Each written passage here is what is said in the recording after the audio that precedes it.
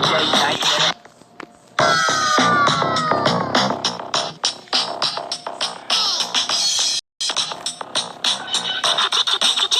On a Friday night, yeah.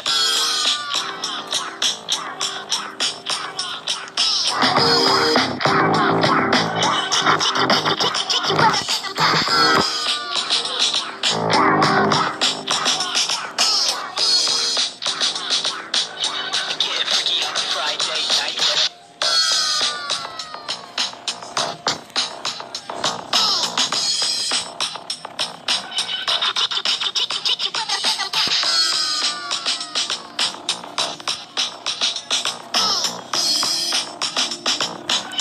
Get freaky on a Friday night, yeah.